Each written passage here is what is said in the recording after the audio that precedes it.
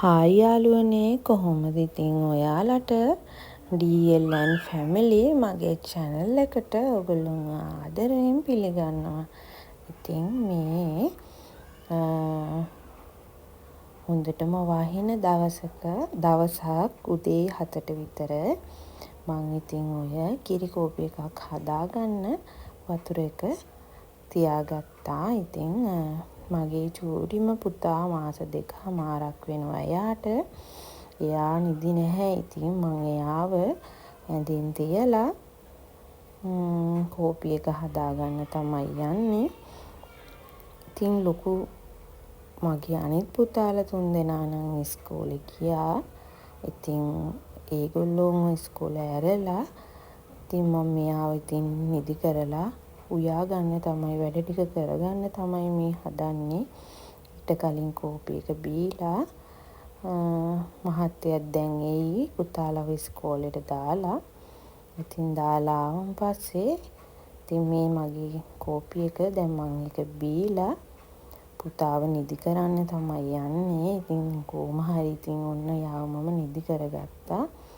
නැත්තම් හරි අමාරුයි. ඔයගොල්ලෝ දන්නවනේ ඉතින් චූටි පුතෙක් එක්ක දුවෙක් එක්ක ඉතින් වැඩ කරගන්න කොහොමද කියලා.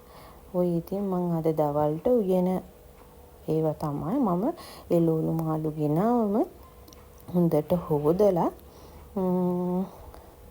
ෆ්‍රිජ් එකේ දාලා තියෙනවා. එතකොට මට ලේසියිනේ. ඉතින් මම වට්ටක්කයි ඔය කෙලවල්ු මාළුයි තමයි තියෙන්නේ. ඉතින් තව මංගාව තිබ්බා ගෝව කෑල්ලක්. ඉතින් මම බැලුවා ඒක ගෝව මැල්ලුම් හදමු කියලා. ඉතින් මගේ පුතාලා පොඩිනේ. ඉතින් ඒගොල්ලෝ ඉතින් ගොඩාක් දුරට ඉතින් දෙවිල්ලට හදවම කන්නේ නැහැ. ලොකු පුතා නම් කනවා. ඉතින් ඔය මම දැන් වට්ටක් එක උයා ගන්න ගමන් තමයි ඉන්නේ. ඒ ගමන්ම පුතාට කිරි ටිකකුත් දීලා ආයෙ නිදි කරලා ඉතින් දැන් ඔය ව්‍යංජන තුනම කොහොම හරි හදාගත්තා. හදාගෙන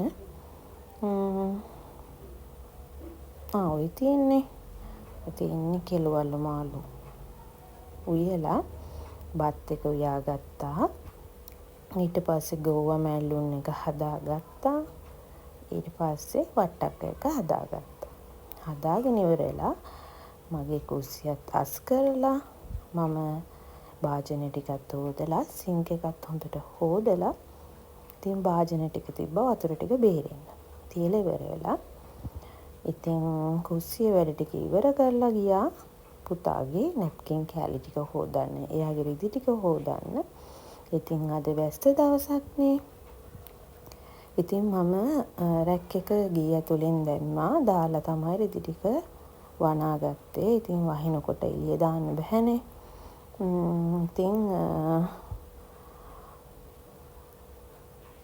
අම්මා කෙනෙක් වශයෙන් ඉතින් අපි ගොඩාක් මහන්සි වෙනවා. ඉතින් මේ අපි දරුවෝ වෙනුවෙන් අපි පවුල වෙනුවෙන් ඇත්තම කිව්වොත් මම මගේ පොඩි එක්කෙනා හැමදාම පාන්දර 4 වෙනකන් හැරගෙන ඉන්නවා. ඉතින් ඊට පස්සේ ඉතින් නිින්දක් නැහැ. අනිත් පුතාලා ඉස්කෝලේ යවන්න ඕනේ.